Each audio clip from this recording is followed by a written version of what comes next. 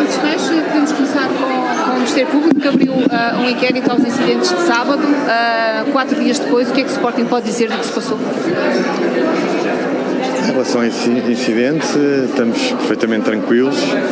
O estádio foi vistoriado pela Liga, está validado pela Proteção Civil, pelos bombeiros, por isso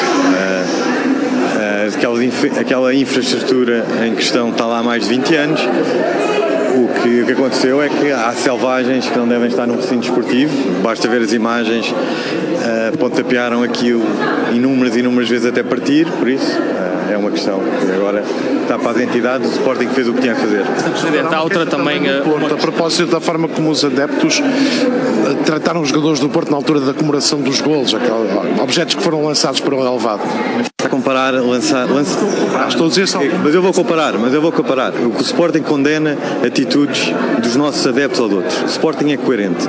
Houve até penso eu, não quero me enganar, há 2 meses, se calhar um bocadinho mais, um ataque bárbaro, cobarde, adeptos do Futebol Clube do Porto. Agora houve 17 feridos por selvagens que não podem estar num recinto esportivo. O Sporting é coerente.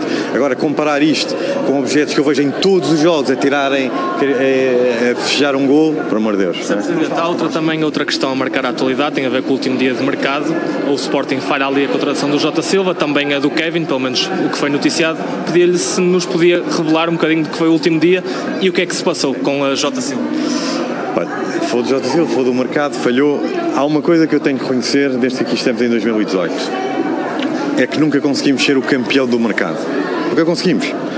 Nem em número de investimento, nem em número de jogadores, nem em número de jatos particulares, nem em número de aeroportos, até em contratações secretas. Nunca conseguimos, tenho que reconhecer isso. Nós temos sido mais fortes a conquistar campeonatos. Tem sido a nossa força. E de facto, eu tenho que, começando pelo caso do Jota, o Jota foi um jogador que foi identificado pelo nosso treinador. Gostaria de trazer o Jota num intuito de trazer maior profundidade ao plantel. Esse pedido foi validado pela estrutura do Sporting. O Sporting estava de acordo com o nosso treinador e decidimos, era um dos alvos deste mercado de transferências, trazer o Jota. Mais uma vez vou repetir, para trazer profundidade ao plantel. Isso obviamente obriga a um determinado esforço financeiro que nós enquadrávamos o que era para um jogador de profundidade. E de facto, tanto nós como o treinador tínhamos o objetivo de trazer o Jota no intuito de empréstimo. O Jota teve inegociável praticamente durante todo o mercado, pois era pedido cerca de um valor de 15 milhões de euros, a que nós, administração e treinador, disse não, nem pensar. Aconteceu que no último dia, ou no penúltimo dia de mercado, o Nottingham, todo o seu direito, e bem, fez o seu trabalho, recebeu uma proposta do Botafogo de 19 milhões de euros pelo Jota. Informámos o nosso treinador que esteve sempre a par do processo e não há nada a fazer. Acabou o Jota. Aconteceu que o Jota recusou essas propostas. E já perto da meia-noite, 11 não quero estar 11h20, no último dia, finalmente o Nottingham aceita fazer um empréstimo mais ou menos nos nossos moldes, mas não nos nossos valores. O Sporting cedeu, estamos a falar de uma coisa de 3-4 minutos que não havia tempo, e aceitámos uma proposta de empréstimo de 4,5 milhões, mais o salário de 2,5 milhões, seria 7 milhões de euros o empréstimo do jogador. O que é que aconteceu? Recebemos a documentação do Nottingham Forest, já depois deste acordo, às 11h45. Eu percebo que os senhores não têm esta experiência, é praticamente, tecnicamente impossível receber a documentação, preencher os impressos, assinar os contratos, digitalizar, pôr na plataforma, tudo. Era tecnicamente impossível. Aliás, quando recebemos a documentação final às 11h45, as pessoas experientes do nosso departamento jurídico disseram: Presidente, isto não vai ser possível. Eu disse: ok, vamos tentar. Aconteceu, depois dessas telenovelas, rumores, que não se podia ter enviado um e-mail. Não. Fez tudo o que se fez em 16 minutos de tempo, que eu nunca pensei. E eu tenho que dar aqui um agradecimento ao Departamento Jurídico, nunca pensei, e muita gente já trabalhou em clubes, diretores desportivos, comentadores, receber a documentação às 11h45, validar os contratos, assinar os contratos, digitalizar, era tecnicamente impossível. Tentámos, não conseguimos o Jota Silva. Agora. Tem havido aqui uma espécie de boicote. Nega que tenha havido aqui. Não, ouça. Não houve boicote nenhum. O treinador nunca quis o Jota nas condições que nos foram oferecidas até às 11h25. Por isso não vale a pena criar novelas onde não há. Mas sobre o mercado de transferências, deixa-me dizer o seguinte. Como eu lhe disse, nós somos sempre... Acabam os mercados de transferências e é sempre uma desilusão. E basta recordar o ano passado. O ano passado o Sporting fez o mercado de verão e lembro perfeitamente, perdemos a final da Supertaça contra o Porto e elogiou-se muito o mercado de transferências do Porto e sido muito inteligente do mercado de transferências de verão. Lembro-me também em janeiro, foi altamente criticado porque o Sporting não foi ambicioso, o Sporting não foi competente, ao contrário do outro rival, que investiu muito e quis muito apostar na conquista do campeonato e o Sporting descuidou a conquista do bicampeonato. Foi assim. E como é que terminou? Terminou com um bicampeonato e uma dobradinha. Por isso, nós estamos habituados a estes psicodramas. Mas agora deixa-me dizer uma coisa. Eu vou fazer a análise do nosso mercado de transferências.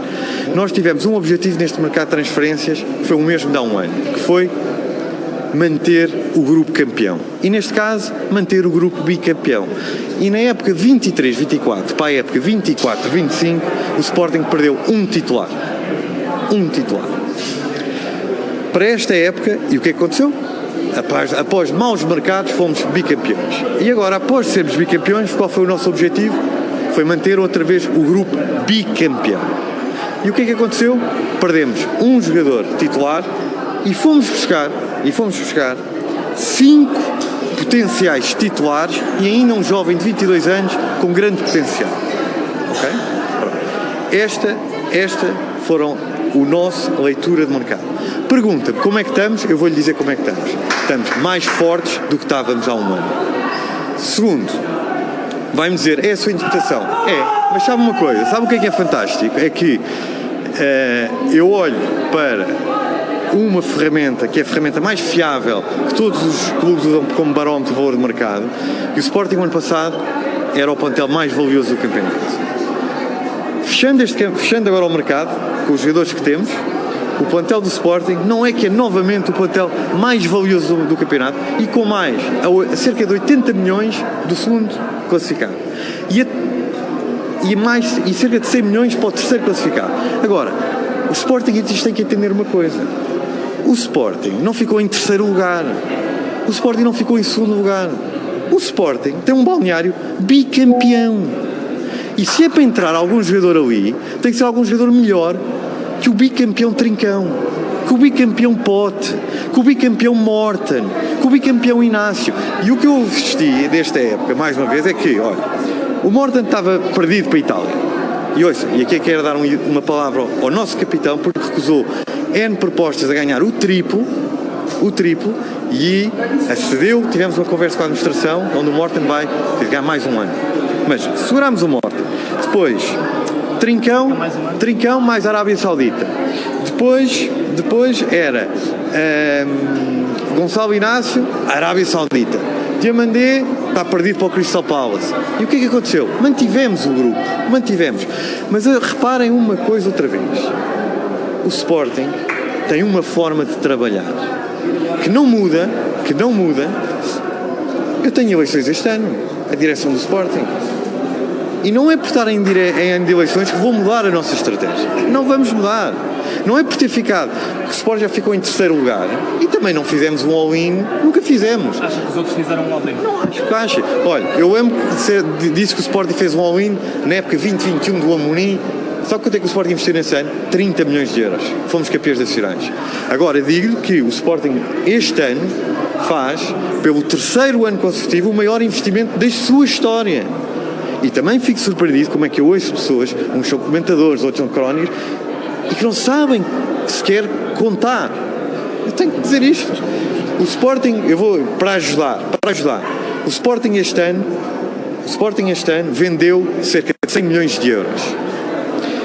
Pois não, deviam ser também mais rigorosos. O Dário foi vendido o ano passado no exercício 24-25.